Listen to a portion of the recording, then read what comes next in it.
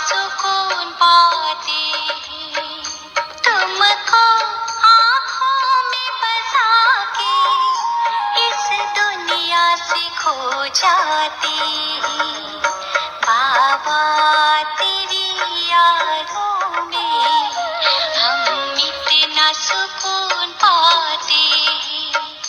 बाबा तेरी यादों में हम इतना सुकून पाते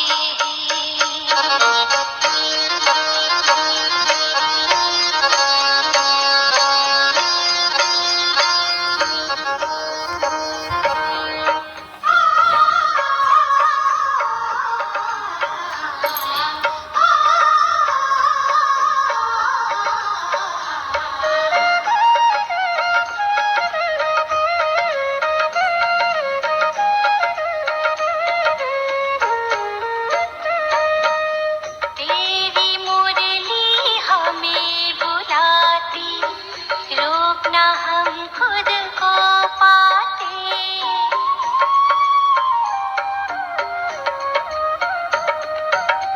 तेरी मुरली हमें बुलाती, रोकना हम खुद को पाते।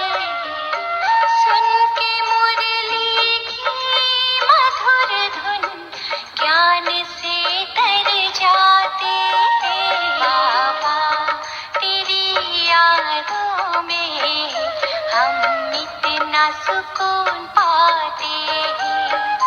बाबा तेरी यादों में हम इतना सुकून पाते हैं।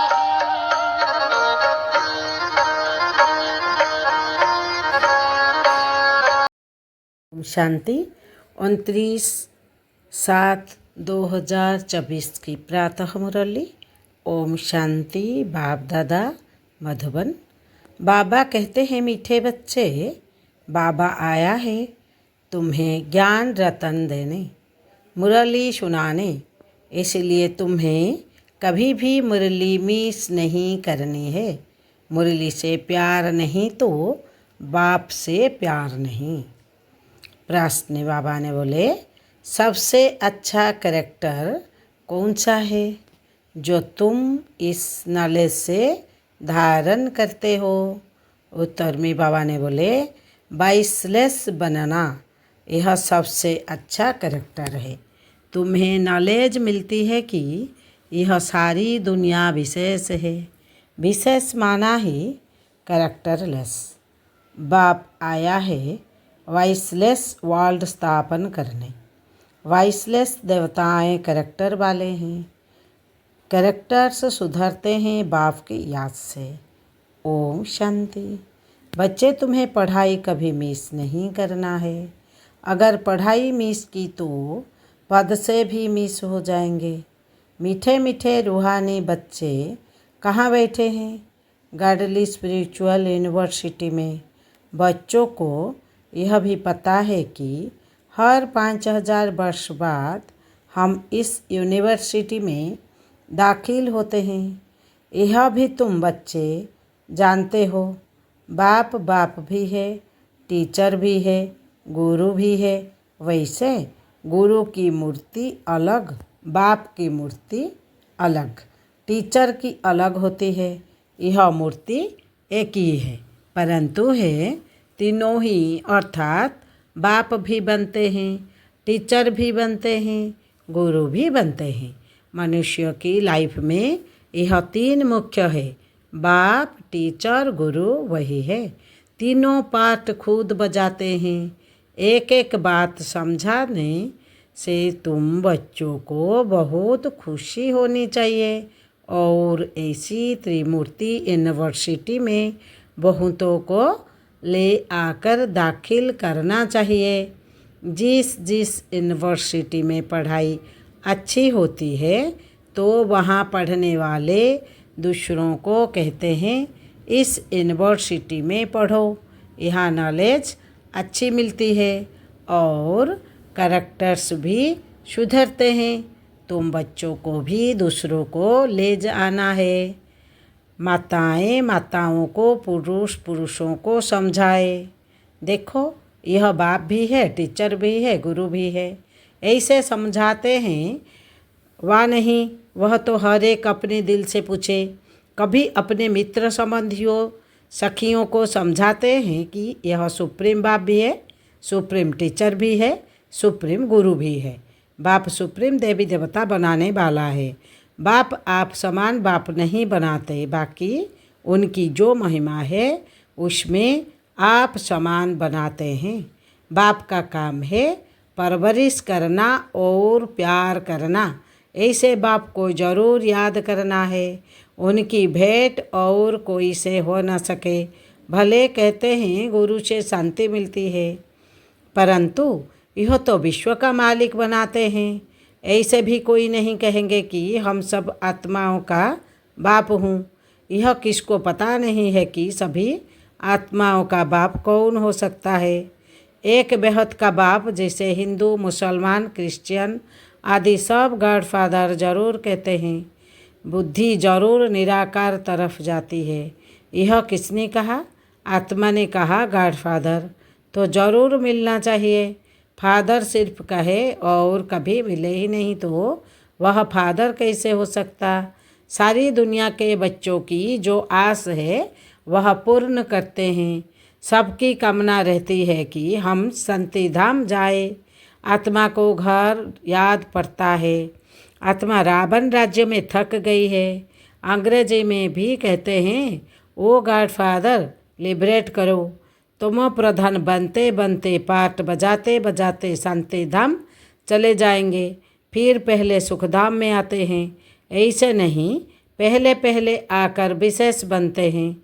नहीं, बाप समझाते हैं यह है वैश्यालय, रावण राज्य।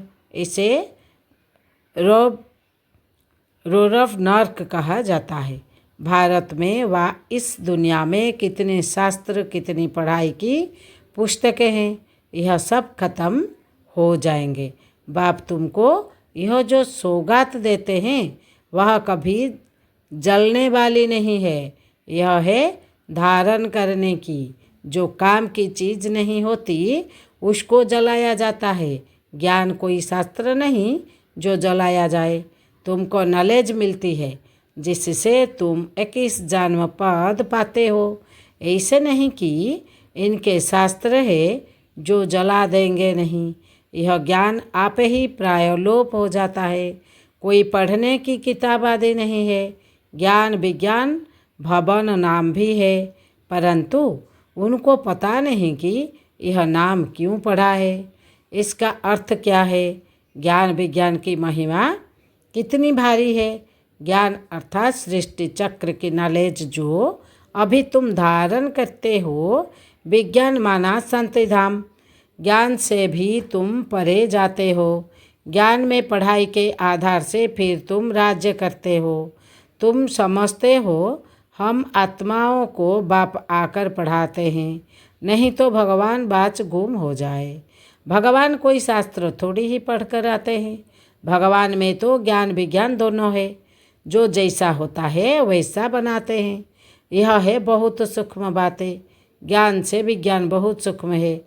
ज्ञान से भी परे जाना है। ज्ञान स्थूल है, हम पढ़ाते हैं। आवाज़ होता है ना, विज्ञान सूक्ष्म है। इसमें आवाज़ से परे शांति में जाना होता है। जिस शांति के लिए ही भटकते हैं, सन्यासियों के पास जाते हैं, परंतु जो चीज़ बाप के पास है वह दूसरे कोई से मिल नहीं सकती है। हठ योग करते, खड़े में बैठ जाते, परंतु इससे कोई शांति मिल ना सके। यहाँ तो तकलीफ़ की कोई बात नहीं। पढ़ाई भी बहुत सहज है। 7 रोज़ का कोर्स उठाया जाता है। 7 रोज़ का कोर्स करके फिर भले कहाँ भी बाहर चला जाए। ऐसे और कोई जिस्मानी कॉलेज में कर ना सके। तुम्हारे लिए कोर्स ही यह 7 रोज़ का है। सब समझाया जाता है, परंतु 7 रोज़ कोई दे ना सके। बुद्धि योग कहाँ ना कहाँ चला जाता है। तुम तो भट्टी में पड़े, कोई की शक्ल नहीं देखते हैं, कोई से बात नहीं करते थे, बाहर भी नहीं निकलते थे। तपस्या के लिए सागर के कंठ पर जाकर बैठते थे याद में। उसी समय यह चक्र नहीं समझा था। यह पढ़ाई नहीं समझते थे। पहले पहले तो बाप से योग चाहिए, बाप का परिचय चाहिए, फिर पीछे टीचर चाहिए। पहले तो बाप के साथ योग कैसे लगाएं यह भी सीखना पड़े, क्योंकि यह बाप है अशरीर। दूसरे तो कोई मानते हैं ही नहीं, कहते हैं गॉड फादर ओमेनी प्रेजेंट है, वस सर्वव्यापी का ज्ञान ही चला आता है। अभी तुम्हारी बुद्धि है, यह बात नहीं है। तुम तो स्टूडेंट हो। बाप कहते हैं अपना धंधा आदि भी भले करो, परंतु क्लास जरूर पढ़ो, गृहस्थ व्यवहार में भले रहो। अगर कहते स्कूल में नहीं जाना है तो फिर बाप भी क्या करे? अरे भगवान पढ़ाते हैं, भगवान भगवती बनाने। भगवान वाच मैं तुमको राजाओं का राजा बनाता हूँ, तो क्या भगवान से राजयोग नहीं सीखेंगे? ऐसे कौन ठहर सकेंगे? इसलिए ही तुम्हारा भागना हुआ, विष से बचने के लिए भागे। तुम आकर भट्टी में पड़े, जो कोई देख न सके, मिल न सके, कोई को देखते ही नहीं थे, तो फिर दिल किस से लगाएं? यह बच्चों को निश्चय भी है कि भगवान पढ़ाते हैं, फिर भी बहाना करते हैं, बीमारी है, यह काम है। बाप तो बहुत शिफ्ट दे सकते हैं। क्या बोले बाबा ने? बाबा का क्लास नहीं आते, मुरली नहीं पढ़ते, बहाना करते हैं, बीमारी हो गया, घर में काम है। बाबा बहुत शिफ्ट देते हैं। मीन्स सुबह नहीं पढ़ो तो दोपहर आओ, दोपहर नहीं पढ़ सकते तो शाम को आओ, ऐसे जैसे भी होकर आओ तो पढ़ाई पढ़ो। आजकल स्कूल में शिफ्ट बहुत देते हैं। यहाँ कोई जास्ती पढ़ाई तो है नहीं, सिर्फ अल्फ और वे को समझने के लिए बुद्धि अच्छी चाहिए। अल्फ और वे यह याद करो, सभी को बताओ। त्रिमूर्ति तो बहुत बनाते हैं, परंतु ऊपर में शिव बाबा दिखलाते हैं नहीं, यह थोड़ी ही समझते हैं। गीता का भगवान शिव है, जिस द्वारा यह नॉलेज लेकर विष्णु बनते हैं। राजयोग है ना, अभी यह है बहुत जन्म के अंत का जन्म। कितनी सहज समझानी है। किताब आदि तो कुछ भी हाथ में नहीं है, सिर्फ एक पेज हो, उसमें भी सिर्फ त्रिमूर्ति का चित्र हो। बाबा बोलते हैं एक पेज लगाओ, समझाने के लिए, दूसरे को बाबा को ज्ञान देने के लिए उस पेज में सिर्फ त्रिमूर्ति का चित्र होना चाहिए, जिस पर समझाना है कि बाप कैसे ब्रह्मा द्वारा पढ़ाई पढ़ाकर विष्णु समान बनाते हैं। कई समझते हैं हम राधे जैसा बने, कलश तो माताओं के मिलता है। गोया राधे के बहुत जन्म के अंत में उनको कलश मिलता है। यह राज भी बाप ही समझा सकते हैं, और कोई मनुष्य मात्र जानते नहीं। तुम्हारे पास सेंटर पर कितने आते हैं? कोई तो एक रोज़ आते, फिर 4 रोज़ नहीं। तो पूछना चाहिए इतने रोज़ तुम क्या करते थे? बाप को याद करते थे, स्वदर्शन चक्र फिराते थे। जो बहुत देरी से आते हैं उनसे लिखकर भी पूछना चाहिए। कोई बदली होकर जाते हैं, फिर भी कोई सेंटर का तो ज़रूर है, उनको मंत्र मिला हुआ है। बाप को याद करना है और चक्रों को फेरना है। बाप ने तो बहुत सहज बात बताई है, अक्षर ही 2 है, मन मना भव, मुझे याद करो और वर्ष को याद करो। इसमें सारा चक्र आ जाता है। जब कोई शरीर छोड़ते हैं तो कहते हैं फलाना स्वर्ग गया, परंतु स्वर्ग क्या है किसको पता नहीं है। तुम अभी समझते हो वहाँ तो राजाई है, ऊंच से लेकर नीच तक, साहूकार से लेकर गरीब तक सब सुखी होते हैं। यहाँ है दुखी दुनिया, वह है सुखी दुनिया। बाप समझाते तो बहुत अच्छा है। भले कोई दुकानदार हो वा क्या भी हो, पढ़ाई के लिए बहाना देना अच्छा नहीं लगता है। नहीं आते हैं तो उनसे पूछना है तुम कितना बाप को याद करते हो, स्वदर्शन चक्र फिराते हो, खाओ पियो घूमो फिरो, उसकी कोई मना नहीं है। इसके लिए भी टाइम निकालो, औरों का भी कल्याण करना है। समझो कोई का कपड़ा साफ करने का काम है, बहुत लोग आते हैं, भले मुसलमान है वह पारसी है, हिंदू है। बोलो, तुम स्थूल कपड़े धुलाते हो, परंतु यह जो तुम्हारा शरीर है यह तो पुराना मैला वस्त्र है। आत्मा भी तुम प्रधान है, उनको शतो प्रधान स्वच्छ बनाना है। यह सारी दुनिया तुम प्रधान पतित कलियुगी पुरानी है। तुम प्रधान से स्वतो प्रधान बनने के लिए लक्ष्य है ना। अब करो या न करो, समझो ना समझो, तुम्हारी मर्जी। तुम आत्मा हो ना, आत्मा जरूर पवित्र होनी चाहिए। अभी तो तुम्हारी आत्मा इनप्योर हो गई है, मगर प्योर नहीं। आत्मा और शरीर दोनों मैले हैं। बाबा क्या बोले, अब शरीर मैला पड़ गया है, जैसे कपड़ा मैला होता है। उनको साफ करने के लिए तुम बाप को याद करो तो गारंटी है तुम्हारा सोल एकदम 100% मगर 100% पवित्र सोना बन जाएगी। कौन? आत्मा। फिर जेवर भी अच्छा बनेगा। मानो न मानो तुम्हारी मर्जी। यह भी कितनी सर्विस हुई। डायरेक्ट डॉक्टर्स पास जाओ, कॉलेज में जाओ, बड़े बड़े को जाकर समझाओ कि कैरेक्टर बहुत अच्छा होना चाहिए। यहाँ तो सब है कैरेक्टरलेस। बाप कहते हैं बाइसलेस बनना है। बाइसलेस बनना कौन बोल रहे हैं? बाप कहते हैं मीन्स जो ज्ञान में होते हैं वो बाबा को जानते हैं।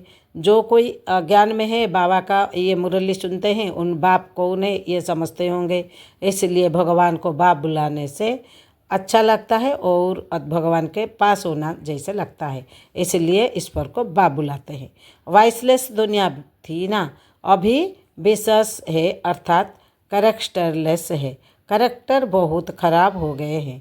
वाइसलेस बनने के बिना सुधरेंगे नहीं। यह मनुष्य है ही कामी। अभी विशेष दुनिया से वाइसलेस वर्ल्ड एक बाप ही स्थापन करते हैं, बाकी पुरानी दुनिया विनाश हो जाएगी। यह चक्र है ना, इस गोले में समझानी बहुत अच्छी है। यह वाइसलेस वर्ल्ड थी जहाँ देवी देवता राज्य करते थे। अभी वो कहाँ गए? आत्मा तो विनाश होती है, एक शरीर छोड़ दूसरा लेती है। देवी देवताओं ने भी 84 जन्म लिए हैं। अभी तुम सयाने बने हो, आगे तुम कुछ भी पता नहीं था। सयाने मीन्स चालाक। अभी यह पुरानी दुनिया कितनी गंदी है, तुम फील करते हो। बाबा जो कहते हैं वह तो बराबर ठीक है। वहाँ तो है ही पवित्र दुनिया।